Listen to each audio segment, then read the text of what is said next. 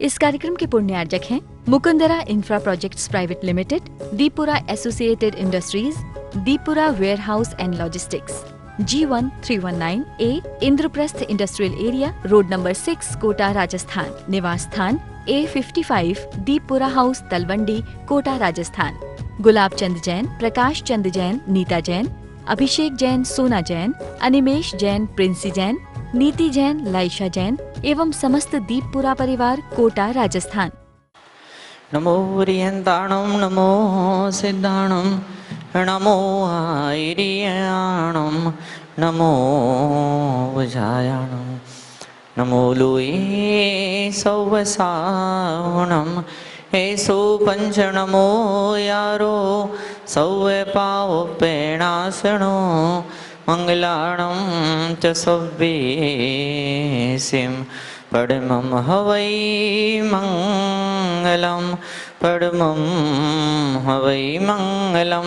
तो आज के ये मंगल क्षण और पिछले साल जब मंदसौर में चातुर्मास था तो वहाँ पर विश्व हिंदू परिषद के तत्वावधान में जो हर साल प्रोग्राम होता था, एक बहुत बड़ा आयोजन हुआ था जन्माष्टमी के अवसर पर। तो उसमें मुझे भी वहाँ पर आमंत्रित किया गया था। तो उस मौके पर जब मेरे सामने माइक आया तो मुख सज्जन जो वहाँ के संचालक महोदय थे, उन्होंने कहा कि कृष्ण जी के जन्मदिन के अवसर पर आप कुछ दो शब्द बोलिए। तो मैंने बड़ी प्यारी सी कहानी सुनाई थी, जो कहानी में कई सारी बार अक्सर कर सुनाते रहता हूँ मैं, कि जितने भी धर्म संस्कृति सभ्यताएं ये धरती पर पैदा हुए तो उनकी स्थापना करने वाले कुछ महापुरुषों ने, कुछ चिंतकों ने, कुछ विचारकों ने, कुछ हमारे समाज के बड़े बुजुर्ग लोगों ने कुछ बड़ी महत्वपूर्ण बातों को जिंदगी में आगे बढ़ा सकती, ऊंचा उठा सकती हैं, उन बातों को, उन सिद्धांतों को एक कहानी का रूपक का रूप दे करके हमारे सामने ग्रंथों के भीतर पेश किया। तो बड़ी वैज्ञानिक कहानी जो भागवत पुराण के अंदर आदि कृष्ण के जीवन संबंधित है, वो कहानी शायद आपने भी कई सारी बार सुनी होगी। कृष्ण जी छोटे बच्चे होते हैं, बच्चे तो नटखट शरारती होते ही हैं, तो वो मट्टी खाते हैं। जब मट्टी खा के भागते, जब वो मट्टी होती है, माँ यशोदा पकड़ लेती है, बोलती मुंह खोल, दो तमाचे मारती, नहीं मैंने कुछ नहीं खाया, नहीं नहीं झूठ बोलता तू, मुंह खोल, नहीं मैंने कुछ नहीं खाया, बोले मुंह खोल। माँ ने जबरदस्ती मुंह पकड़ा और ऐसा जोर से दबा दिया, मुंह पूरा खुल गया। और अब कहानी आपको आगे मालूम है। तो कृष्ण जी अपना मुंह खोलते हैं, माँ जबरदस्ती जब मुंह खुलवा देती है तो मुंह में क्या दिखाई देता है? पूरा ब्रह्मांड दिखाई देता है, पूरा ब्रह्मांड, पूरी दुनिया दिखाई देती है। और बड़ी प्यारी कहानी का मतलब, कहानी और भी आगे बढ़ती है, लेकिन कहानी का मतलब इतना है, आपके मुंह में ब्रह्मांड समाया होता है। मुंह में मतलब क्या? आपके शब्दों के अंदर, आपके जबान के अंदर आपकी दुनिया समाई हुई होती है। आप अपने शब्दों से इस ब्रह्मांड का, आपकी दुनिया का, आप अपनी दुनिया का, अपने सुखों का या अपने दर्दों का क्रिएशन करते हैं, निर्माण किया करते हैं। अपने मन के विचारों से, अपनी भावनाओं से, अपने शब्दों से बहुत कुछ निर्माण सृजन कर दिया करते हैं। और कभी दिमाग बुद्धि पलट जाए, उल्टी चली जाए, कभी यही बुद्धि, कभी यही दिमाग विध्वंस पैदा कर दिया करता है। हिटलर ने क्या किया? हिटलर ने शब्दों का ऐसा निर्माण किया, अपने शब्दों का ऐसा जादू फैलाया, अपने शब्दों का ऐसा माया जाल प्रकट किया कि लाखों लोगों की जान ले ली। दुनिया को वर्ल्ड वार, विश्व युद्ध की आग में झोंक दिया, धकेल दिया। उसे हिटलर ने खुद ने कम से कम 80-90 लाख लोगों को खुद ने मार डाला। ऐसे बड़े बड़े केबिन बनाए, जिन केबिनों के अंदर खतरनाक गैस भरी होती थी। 1000-1000, 2000, 10,000 लोग, 20,000 लोग, ऐसे अलग अलग कैपेसिटी केबिन बने हुए थे, बड़े बड़े हॉल बने हुए थे। 1000 लोगों को उनके अंदर बंद करके बटन चला देते थे। वो खतरनाक जहरीली गैस वहां पर पैदा होती थी। और देखो, विज्ञान का ऐसा विध्वंसकारी रूप उसने अपने जमाने में पैदा किया था। वो गैस, आदमी मरता था, सिर्फ मरता नहीं था, उसका शरीर कपूर की तरह उड़ जाता था।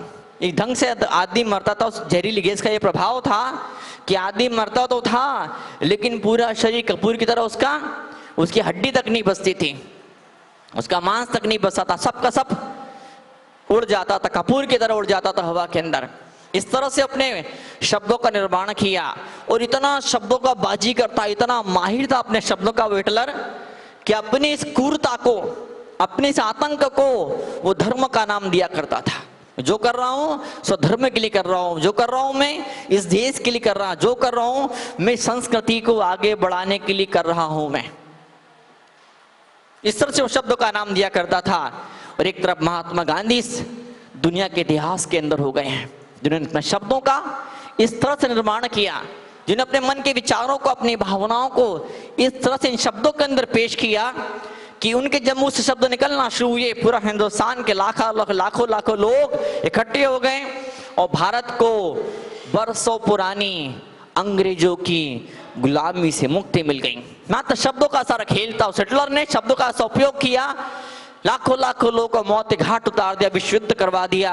इधर महात्मा गांधी ने अपने शब्दों का ऐसा उपयोग किया कि पूरे हिंदुस्तान को आजादी दिला दी। तो यही बात मैं आपका सामने कहना चाहूंगा, गांधी जी के शब्दों से ये हिंदुस्तान आजाद हो गया।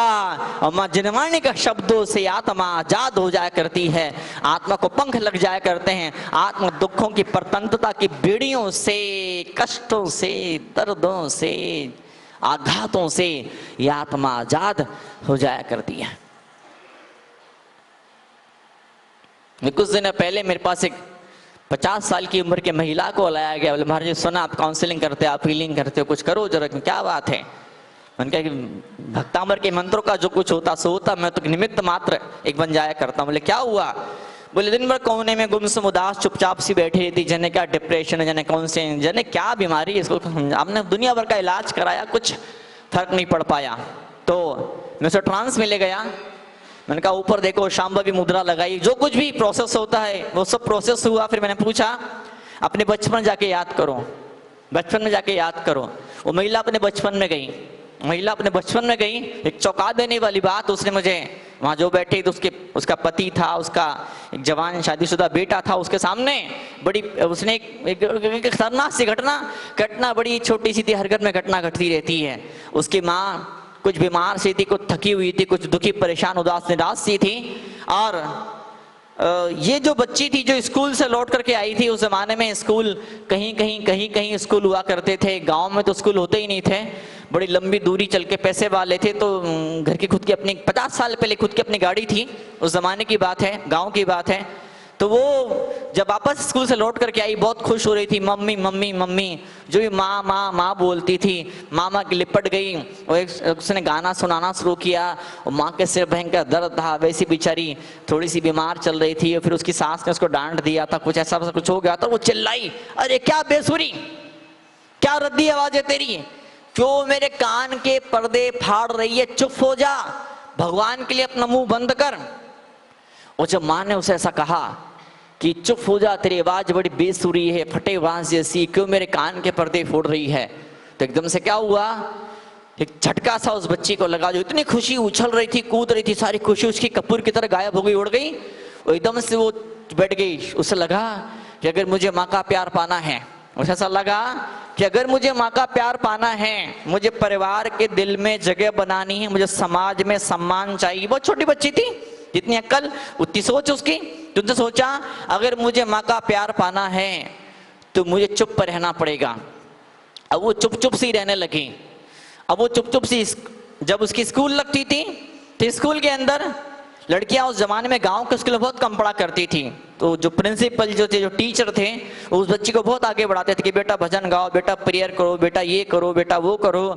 तब से उसने माइक छोड़ दिया, उसके हाथ से माइक निकल गया, माइक छूट गया उसके हाथ से। और तो और अपनी सहेलियों से मिलना उसने बंद कर दिया, घर में मेहमान आए तो उनसे बातचीत करना बंद कर दिया।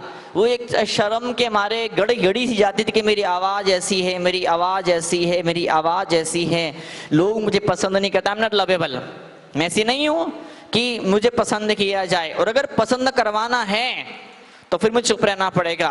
और तब से वो अम्मा चुप सा, वो 50 साल की, तब तक वो चुप रहना शुरू कर दिया। कितना बड़ा पाप होता बताओ आप। औरों से तुलना करें, हम औरों से तुलना करें कि उसकी ऐसी बड़ी गाड़ी है, उसके पास ऐसा बड़ा बंगला है, उसके इतने खाले खाले बाल है क्या, और मेरे पास तो ऐसा है ही नहीं, मतलब मैं उससे किसी हाल में कुछ कम हूं, मैं कुछ गया गुजरा हूं, मेरे अंदर कुछ कमी है। और जब बार बार ऐसी घटना घटती रहती है तो बचपन से वो बच्चा, जो भी दूध पीता बच्चा है, वो अपने माँ बाप की बातों को सुन के, अपने टीचर की, अपने आसपास समाज के लोगों की बातों को सुन के कभी तो मन में विचार भी नहीं पैदा होता कि मैं एक चैतन्य आत्मा हूं, मैं शुद्ध आत्मा हूं। मन के अंदर एक निराशा सी, एक मायूसी, एक उदासी सी उसके हृदय के अंदर से मन के अंदर छा जाया करती है।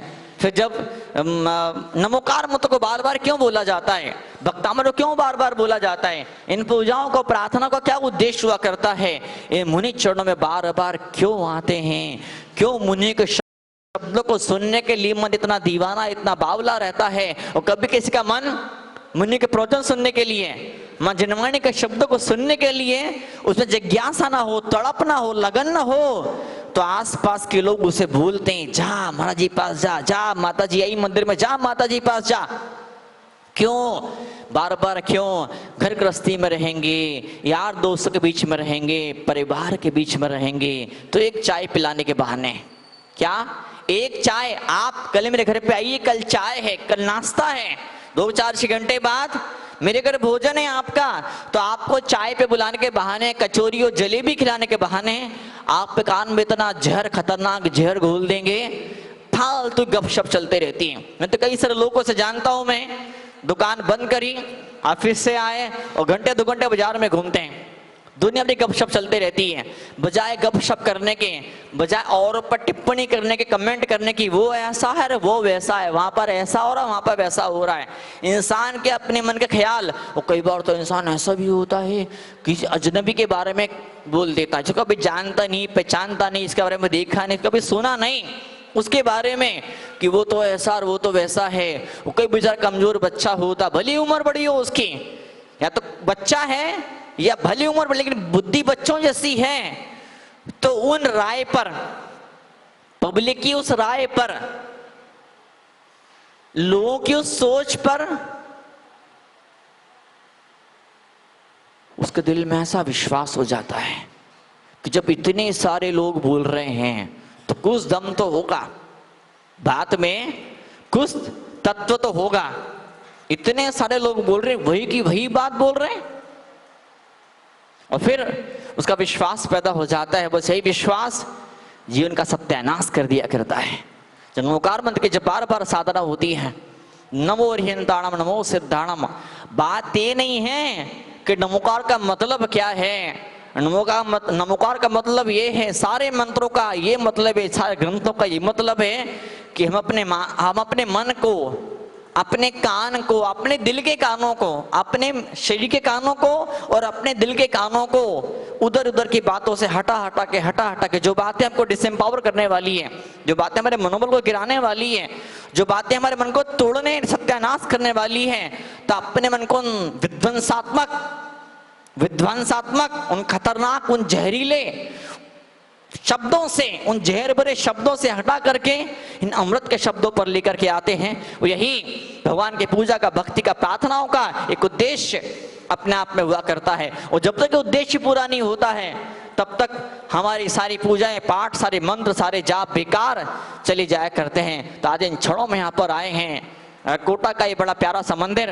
अब मुझे, जैसा कि पिछली बार मुझे लोगों ने बताया था जब मैं यहाँ पर आया था, कि ये अग्रवाल दिगंबर जैन मंदिर, जस्ट पड़ोस में कोई वैष्णव मंदिर, मुझे ऐसा लोगों ने बताया, मुझे कई सारी कहानियां मैंने सुनी। कोई ये कहानी सुनाता है कि 2 सगे भाई थे और एक भाई ने वो वाला मंदिर बनवाया, एक ने ये वाला मंदिर बनवाया। कोई ऐसा बोलते हैं कि 2 दरानी जेठानी थी, तो एक ने तो वो वाला मंदिर बनाया, वो कृष्ण जी के भगत थी तो कृष्ण मंदिर बनवा दिया। एक कोई जैन भगवान महावीर के, भगवान पार्श्वनाथ के भक्त थी तो उसने मंदिर बनवा दिया। तो कितने सौभाग्यशाली होते थे वो लोग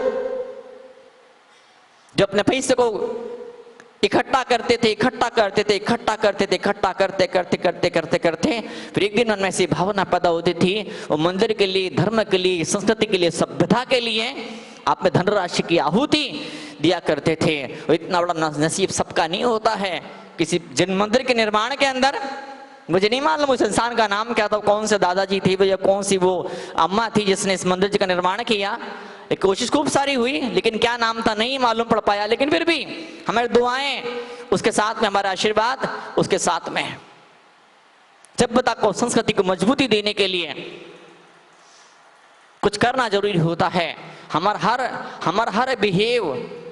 हर व्यवहार हमारे मन के धारणाओं, विश्वासों से, मान्यताओं से निकला करता है। किसी ने बच्चे ने बोल दिया था कि तेरा बड़ा गला अच्छा है, तो बड़ा अच्छा गला अपने आप का माने। किसी ने बोल दिया ये तो मूर्ख है, ये तो पागल है, इसमें तो अक्ल नहीं है, इसमें बुद्धि नहीं है, इसमें दिमाग नहीं है, तो अपने आप को वैसा वैसा वैसा मानने लगे। और जब बार बार शास्त्र का अभ्यास हुआ, जब बार बार गुरु के चरणों में जब जाके बैठने लगे, तो फिर मन के अंदर समझ पैदा हुई, आज तक मैं जो भी मानते रहा अपने आप को, मैं सुखी दुखी मैं रंग राव, मैंने जो भी कुछ माना अपने आप को, जो भी कुछ मैंने आज तक अपने आप को माना है, वो दूसरों की राय थी, वो दूसरों के विचार थे। और अब उन विचार को छोड़ने की शुरुआत धीमे धीमे शब्दों के सम्मोहन से, शब्दों की पकड़ जाल से, उस माया जाल से इंसान बाहर निकलना शुरू करता है। और फिर तीर्थंकर परमात्मा महावीर आचार्य कुंद ऐसे महान हमारे आचार्यों के शब्द जब कान में गूंजने लगते हैं कि शुद्ध स्वरूप हम आनंद स्वरूप, कहाँ ये वाणी सुनने को मिलती, बताओ आप। जिंदगी भर ये चाहिए, वो चाहिए, ये लेके आओ, वो लेके आओ, जिंदगी भर कुछ इकट्ठा करना, कुछ इकट्ठा करना, कुछ इकट्ठा करते जाओ। बस वही शब्दों को बचपन से लेके मरते दम तक ये समाज के लोग, परिवार के लोग हमें सिखाते रहते हैं। लेकिन कभी कभी क्षण ऐसे जीवन में आते हैं कि खुशबू भरा हवा का झोंका ऐसा आता है जो ये कहता है कि सच्चा आनंद अगर पाना होता है तो कुछ इकट्ठा नहीं करने का, कुछ छोड़ने का, कुछ लुटाने का, कुछ बांटने का है। और जब दिल इतना बड़ा हो जाता है। इस कार्यक्रम के पुण्यार्जक हैं Mukundra infra projects private limited, Deepura associated industries, Deepura warehouse and logistics, G1 319A, Indraprastha industrial area, road number 6, Kota, Rajasthan. निवास स्थान A55, दीपुरा हाउस, तलवंडी, कोटा, राजस्थान। गुलाब चंद जैन, प्रकाश चंद जैन, नीता जैन, अभिषेक जैन, सोना जैन, अनिमेश जैन, प्रिंसी जैन, नीति जैन, लाइशा जैन एवं समस्त दीपपुरा परिवार, कोटा, राजस्थान।